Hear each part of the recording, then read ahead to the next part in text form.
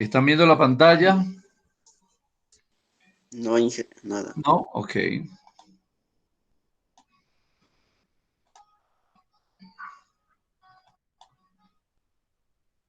¿Y ahora? Sí. Bien. Sí, Inge. Bien, vamos a la asistencia. Acosta Lidani. Acosta Lidani. Casi Bracero. Catucuago Luis. Edison Méndez solicitó permiso porque está trabajando, según. Marlon Ruiz. Presente, Inge. Martínez Diego. Presente, Inge. Matango Jesús. Presente, Inge. Lechón Giovanni. Presente, Inge. Cristian Hidalgo. Cristian Hidalgo. Bien. La última fase del proceso Inge. administrativo. ¿Ah? ¿Quién habló? Catucuago, Inge, presente. Ok.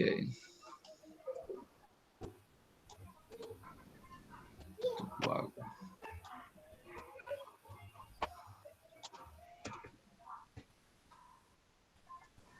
Y la última fase del proceso administrativo es el control. Pregunto, ¿en qué consiste el control dentro del proceso administrativo?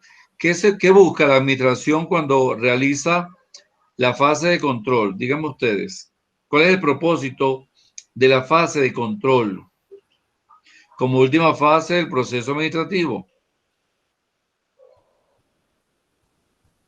No oigo. ¿Cuál es el propósito de la fase de control dentro del proceso administrativo? ¿Qué van a hacer ustedes para controlar esa empresa?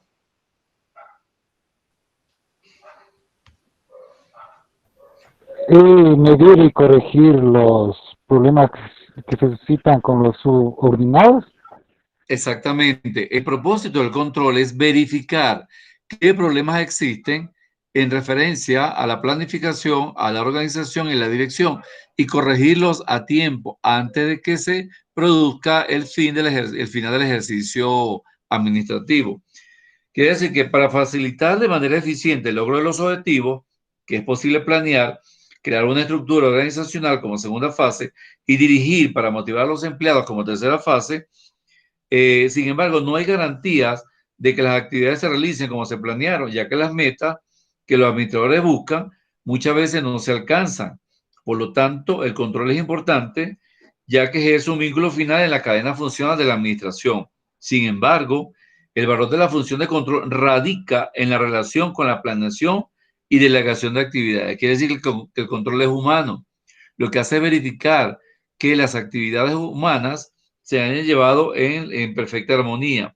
Por lo tanto, las empresas utilizan procedimientos de control para asegurarse de que estén avanzando satisfactoriamente, de que estén ejecutando sus metas y que los recursos, el uso de los recursos sea óptimo.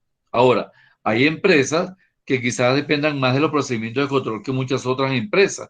Sobre todo las empresas grandes dependen de control, de realizar entrevistas a su personal, auditoría, aplicación de test, de cuestionario, para verificar la funcionalidad de ese control, de que esté totalmente realizado. Entonces el control, por supuesto, se maneja a través de gráfica. Fíjense, ya está aquí evaluando el control va en ascenso. Aquí hay un diálogo de cómo se verifica ese control. Siendo así, decimos que el control es la fase del proceso administrativo a través de la cual se evalúan los resultados obtenidos con relación a lo planeado, con el objetivo de corregir desviaciones para reiniciar el proceso. Quiere decir que el control lo que hace es verificar, ¿verdad? Que el proceso haya sido efectivo, haya sido eficiente. Y si no lo es, hay que corregirlo, de manera de evitar desviaciones en todo el proceso administrativo. ¿Para qué sirve el control? Bueno, sirve para que los gerentes monitoreen la eficacia de las actividades de planificación, de organización y de dirección. Por lo tanto, en el control se establecen estándares, ¿verdad? Hay parámetros que deben lograr las actividades, ¿verdad? A nivel de producción, de ventas, a nivel de las auditorías, de actividades realizadas. ¿Cuál es el porcentaje de las actividades realizadas versus el porcentaje de las actividades planificadas? Se miden esos resultados, se corrigen si hay que corregirlos. Hay una retroalimentación con respecto a la fase de planificación, organización y dirección. Y de esa forma se ejecuta el control. Por lo tanto, Robin establecía que en el 1996 decía que el control es el proceso de regular actividades que aseguren que se está cumpliendo como fueron planificadas y corregirlas si hay alguna desviación significativa. Él también establecía que el control consiste en verificar todo lo que se realiza conforme a una planificación adaptada, a órdenes impartidas, en base a los principios administrativos, en base al cumplimiento o no de los objetivos organizacionales. Por lo tanto, el control tiene la finalidad de señalar las faltas y errores a fin de que se pueda reparar y evitar la repetición. Ahora, ¿por qué es importante que la empresa sea controlada? ¿Por qué? Porque aquí se precisa lo realizado versus lo planeado. Es decir, se identifican las personas responsables de corregir dichos errores. Se hace un control previo y un control posterior. Puede ser a través de una auditoría o a través de la verificación en base a los manuales que se estén cumpliendo las actividades. Se pueden adoptar medidas necesarias para que el futuro no se cometan errores del pasado. Y ya que el control es la última de las funciones del proceso administrativo, esta fase cierra el ciclo del sistema de manera que provea retroalimentación respecto a las desviaciones significativas. Principalmente, ¿qué es lo que se busca? Uno, sirve para comprobar la efectividad de la gestión. Dos, promueve el aseguramiento de la calidad. Tres, protege a los activos en la empresa, ya sea activos circulantes, activos fijos, maquinaria, equipo, terreno. Cuatro, garantiza el cumplimiento de los planes a corto, mediano y largo plazo. Y quinto, establece las medidas para prevenir esos errores y corregirlos. Ahora, dentro de la estructura de control, existen diferentes principios. Se los voy a mencionar, sin embargo, en el material que van a recibir está toda la teoría. Está el principio de equilibrio, el de objetivos, el de oportunidad, desviaciones, costabilidad, excepción, función controlada. Por lo tanto, la fase del control, como ya se las leí anteriormente, son las que ven en pantalla. Establecer los estándares, medir los resultados, corregirlos y hacer una retroalimentación. Ahora, existen áreas funcionales donde se aplica el control. El control no puede ser uno solo. Eso va a depender de la especificidad de la actividad que se quiera controlar. Por ejemplo, en las áreas de producción, ¿sobre qué se aplica el control? Hay un control de producción, un control de calidad, un control de costo, un control de tiempo de producción, control de inventarios, control de desperdicios, control de mantenimiento y conservación. En el área comercial existe un control de ventas, ¿verdad? Un control del área financiera a nivel de presupuesto, de propaganda, de costo. En el área de recursos humanos, ¿qué se controla? La asistencia, los retrasos, el cumplimiento del uniforme, el control de las vacaciones, control de los salarios. Por lo tanto, cada área tiene su especificidad en cuanto al control que se quiere realizar. El control se divide según las actividades. Ahora, existen técnicas para aplicar ese control. Entre esas técnicas, ¿verdad? No, ¿qué son las técnicas? Son herramientas para determinar las variaciones de los estándares deseados, de manera que la administración pueda tomar las medidas correctivas, la oportunidad de depender de la naturaleza de la actividad que se está midiendo y de la propiedad y herramientas de control. Entre las diversas técnicas que tenemos la siguiente. Están las técnicas de los sistemas de información, que eso ustedes deben conocerlas. ¿Cuáles son las auditorías administrativas? Las pistas de auditoría, la auditoría de programas informáticos, los reportes, los informes, los archivos, las memorias, los expedientes. A nivel de gráficos, están los diagramas de Gantt, el procedimiento hombre-máquina. Están los estudios de los métodos, tiempos y movimientos estándares. Quiere decir que estas tres técnicas son técnicas cualitativas. Pero también existen técnicas cuantitativas, tales como las redes, el camino crítico PER-CPM, que ustedes también lo conocen, hay modelos matemáticos, investigación de operaciones, que también la conocen, y la estadística. Y principalmente el control interno, que es el que realizan los auditores para evaluar la eficacia de las operaciones.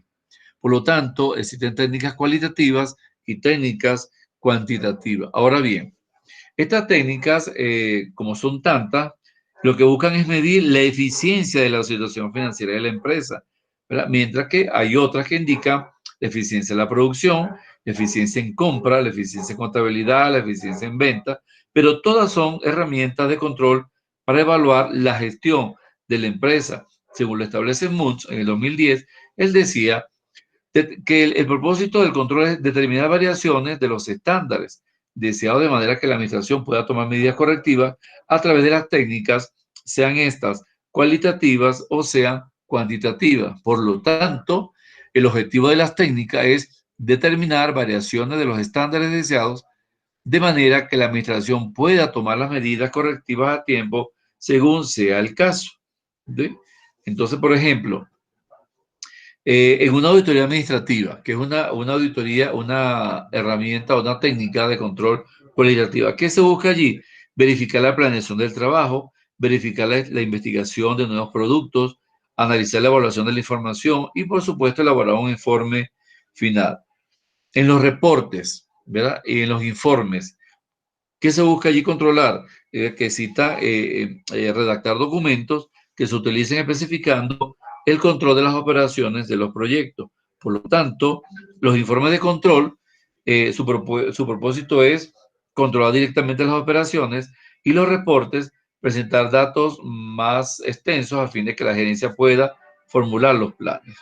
Y, por lo tanto, en los reportes también se puede plasmar aspectos simples, necesarios, transmisión de registros de una etapa a otra o de un periodo a otro.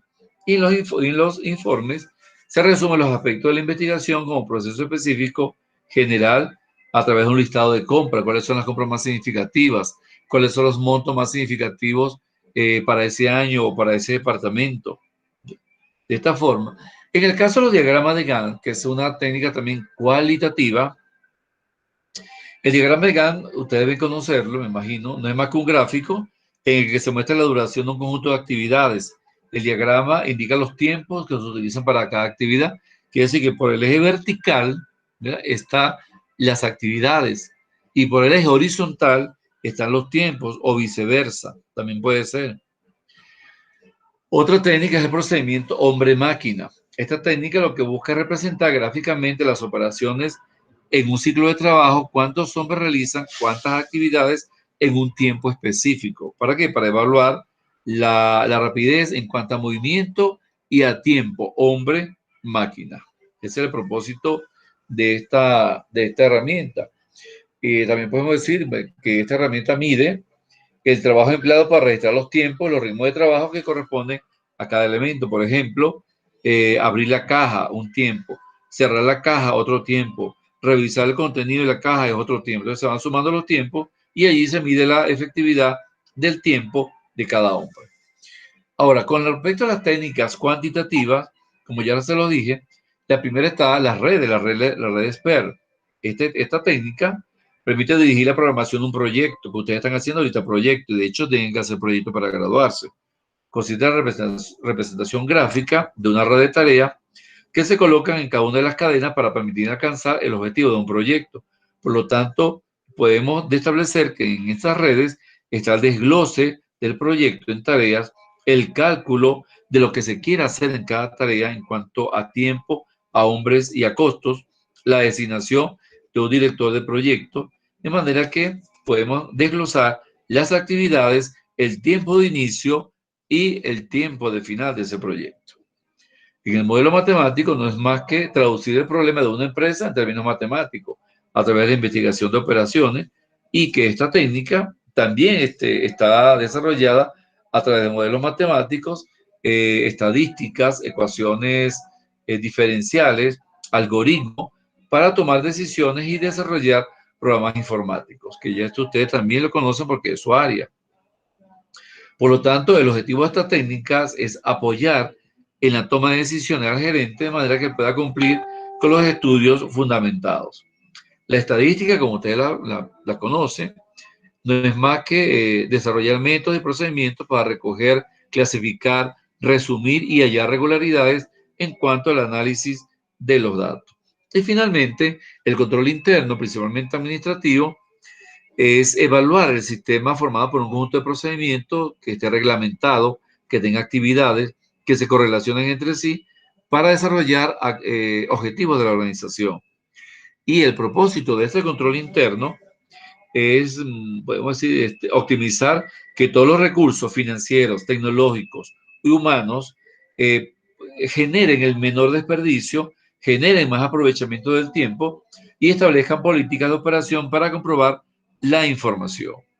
En resumen, en base a esta fase, podemos decir que el control genera importancia con respecto a los 4 principios de la administración, puesto que establece la 4ª fase del proceso administrativo, donde se evalúan las condiciones generadas por las etapas anteriores, como ya lo hemos dicho en un principio.